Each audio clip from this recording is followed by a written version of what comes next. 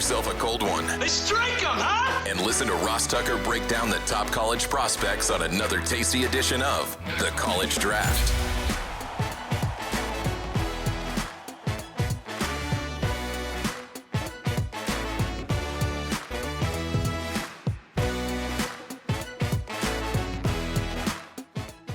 Yeah, it's Daddy Soda time here on the College Draft Podcast, presented, of course, as always, by DraftKings. I'm Ross Tucker, former NFL offensive lineman, 5 teams, 7 years, and thank goodness for that, because it enabled me to get these broadcasting gigs. So awesome. Yesterday, being in the booth for Bills Cardinals, which was just a fantastic game for CBS. Got a crazy week this week. Thursday night, I'll be in the booth on radio, Westwood 1, for the Buffalo Bills, Miami Dolphins. And then I'm flying to Denver because Saturday night in the booth, college football, prime time. I'm going to be on prime time, calling a game involving prime time. Deion Sanders and the Colorado Buffaloes against Colorado State. The Rams, going to be epic. They say it's going to be the biggest event in the history of Fort Collins, Colorado, and your boy is going to be there. Absolutely cannot wait. Please check me out on social at Ross Tucker NFL. Check us out at Ross Tucker Pod. Speaking, by the way, of Daddy Soda time, since a lot of you watch or listen to this, youtube.com/Ross Tucker NFL on Mondays. Doing an appearance tonight for any of you in central Pennsylvania. Pizza Boy Brewing, that's my favorite brewery around here. I will be there tonight, 6 to 8 p.m. Eastern time. I guess they're doing Ross Tucker trivia. I'm a little bit nervous about that. I mean, what if people know things about me that I don't remember? I don't know. It's probably not a good sign, but anybody can show up. I would love to say hello, picture, whatever you want. Just talk, have a beer together. I mean, I guess I can't have a beer with everybody. There's like 40 people there, or how many people are there, but we can chat. It'll be awesome. Looking forward to it. Just like I look forward to this show every week with my guy, Emory Hunt, the czar of the playbook, at FBall Game Plan on Twitter. Football Game Plan is his YouTube, very popular. Footballgameplan.com/2025 draft guide. It's never, I repeat, never too early to go ahead and get Emory's draft guide, which is awesome. And Emory is presented to us by DraftKings. DraftKings, the crown is yours. Emory, I've been waiting 24 hours for this episode. Ever since Jack, our producer, let me know you were 5-0 with your bets last week here on the College Draft Podcast. So week 1, you were 3-4. This week, you were 5-0. We got to get somebody like Grades does for the Even Money Betting Podcast. We got to get somebody that really tracks this. Or Jack, you know what? Just let's track it. He was 3-4 week 1, 5-0 week 2. We'll go through all of them because, I mean, why not? Before we get to the picks this week, it's nice to pat each other on the back a little bit. But take a bow, my friend. That is awfully, awfully impressive. Listen, man, it was a great weekend, and I chickened out. I got to be fully honest. I had the 5 picks in a parlay, and I cashed out at halftime of the Iowa State-Iowa game because I was afraid that was going to blow it. Little of no faith. Ye of no faith here on this side. I missed out on the big payout, but I did take home a handsome, nice cash out because all those picks were rock solid. So I got to be honest with you. I was in the hotel watching Iowa State. I would have done the same thing. Iowa was murdering those dudes. I mean, Iowa State couldn't gain a yard. They couldn't get a yard. They couldn't run it. And when Rocco Beck would drop back, they were all over him. I didn't think if there were 10 quarters that Iowa State would score a point in that game. That is a great lesson in coaching, and you just keep playing, man, and you figure things out and you play better. And because I am totally with you, Emory. I did not see that coming.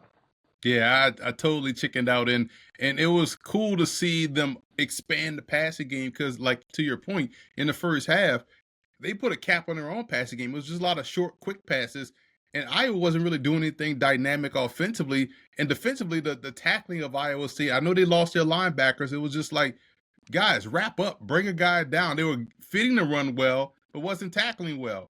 And then everything changed on the back end. That rail route down to Knoll was a fantastic play. And kudos to Iowa State, just kept battling, and found a way to get the win. It's unbelievable. I mean, it really is unbelievable because watching that first half, Iowa was running all over them. Iowa was even mixing in some passes.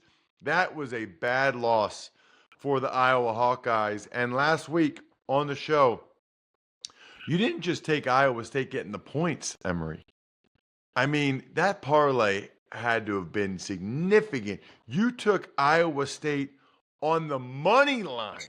I don't remember how many points they were getting in the game, but you took them on the money line and they won outright 20-19 with that game-winning field goal. I love the video on social media of Brock Purdy going crazy and loving it. He was all fired up about that game-winning field goal. Absolutely awesome. Terrific call by you, Emory. I would have never picked Iowa State on the money line in Iowa City at Iowa. And in the first half, I thought, well, that was a dumb pick by Emory. But, man, they came back. Let's talk about some of your other ones. You had Duke +3 on the road at Northwestern. They win the game outright, 26-20. What did you see there? Just the Murphy kid that you like? It was Murphy in the passing game, and I saw Duke's defense play really well against Elon, despite the offense sputtering. And here's another. This is why you got to be honest and upfront. So I'm in studio Thursday night for Thursday Night Football for the Packers-Eagles game, and then I'm watching this game on the screens, and it's after the Eagles game. It's like midnight. I'm like, I'm gonna get back to the hotel and get some sleep because I had to get up early to do something on Friday morning for CBS. And I was like, all right, I gotta get out of here. And I saw the interception at the end for Duke, and I'm like, oh man, sorry, this game is over with. Northwest is gonna win. I get back to the hotel, and chaos ensues in overtime, and I'm like, what? I won that bet too. So it's a lot of luck, but I thought Duke would take care of business in regulation, but they end up taking care of business in overtime.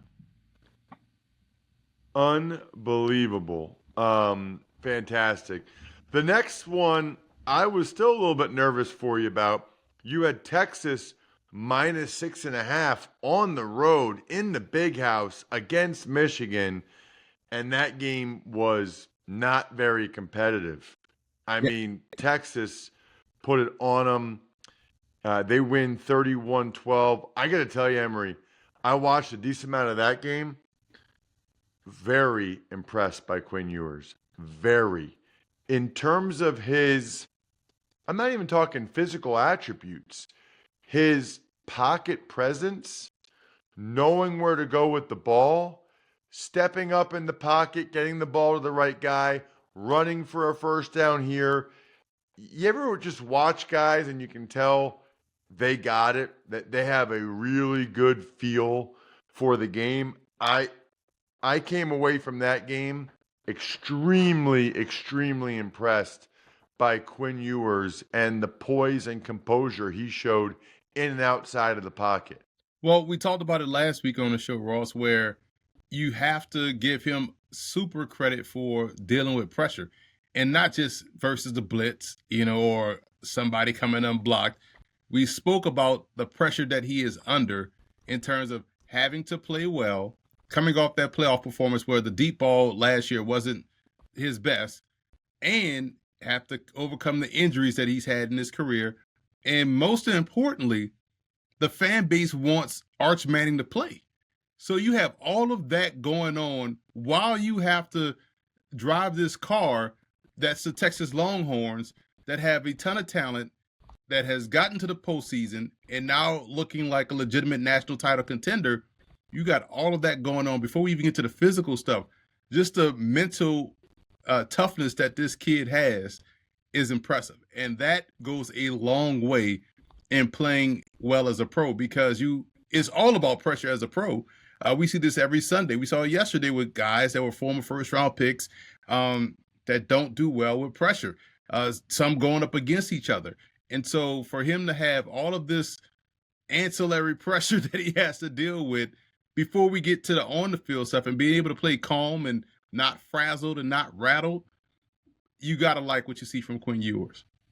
You also had Tulane plus 10. They lost to Kansas State 34-27. They were right there. That fumble late was devastating. And then Tennessee, you took Tennessee laying 7.5. I would never lay 7.5 against a solid opponent like NC State. They beat them 51-10.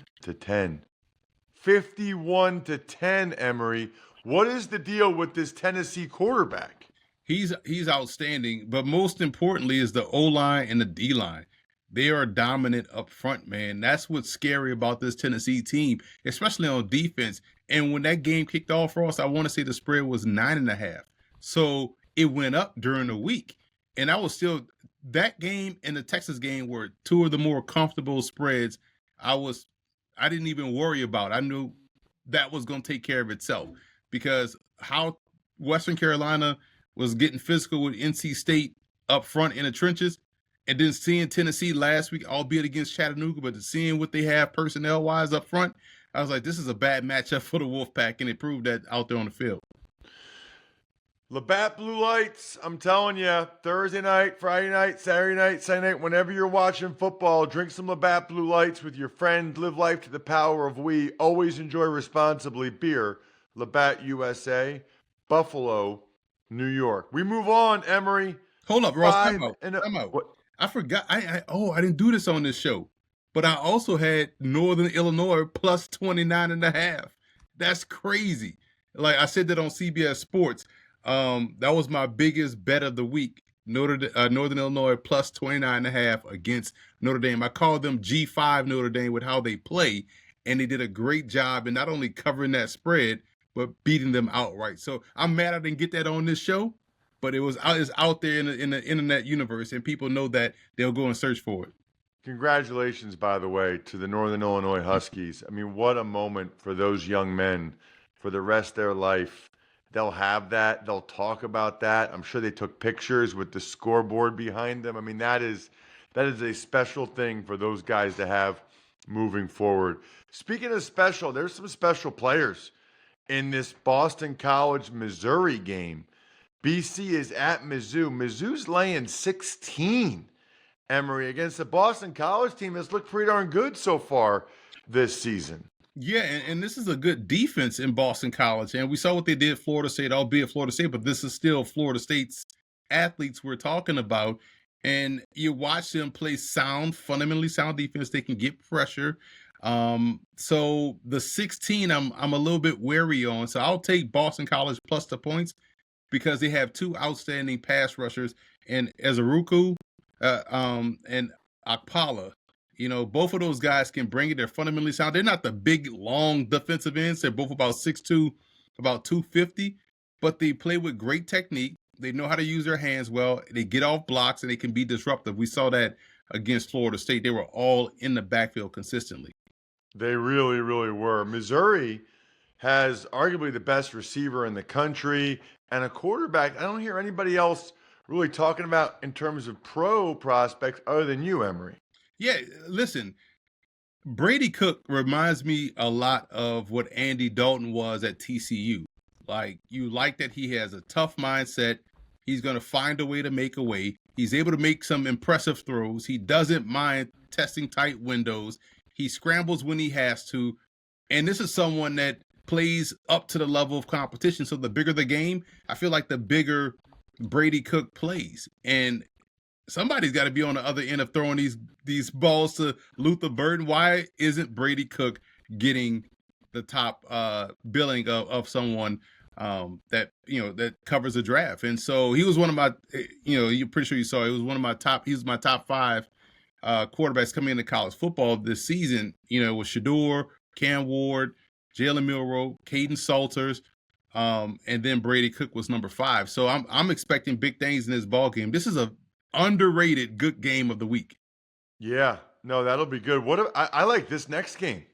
UNLV coming off an awesome season, and they smash Houston the opener. They're at Kansas. Kansas is -7 in the game, Emory. Listen, I got so much flack for my week 1 preseason G5 power rankings on CBS Sports because I had UNLV ranked ahead of Boise State and I had Texas State number 1. Fast forward to where we are now. Those 2 teams look a little bit better than Boise. Although Boise, is competitive, they can score, but they can't stop anybody right now. But UNLV was the one everybody was like, "How this is, egregious, blah blah blah." Like UNLV was good last year, and they got better defensively, and they added a transfer quarterback that we know, Ross, and Matthew Sluka of Holy Cross, and how well he has played at Holy Cross, and so far has played for UNLV. But they have a fantastic team, the go-go offense with Brendan Marion, my guy, offensive coordinator, Barry Odom coaching that defense.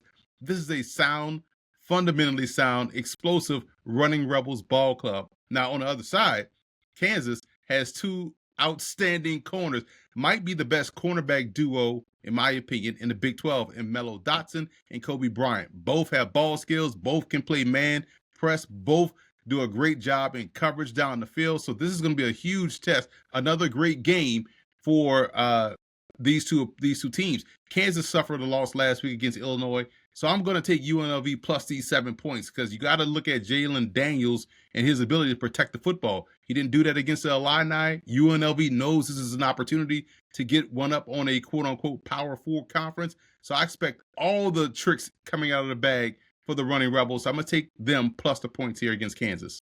Can you imagine if UNLV gets a second win in the first 3 weeks over a Power 4 team? Houston is obviously now a Big 12 school, and they would be able to get the win over Kansas as well. I think it makes it tougher for UNLV for sure that Kansas lost to Illinois. I just think, that's just the way college football goes, right? Teams Right. seemingly bounce back from a loss like that. So, all right.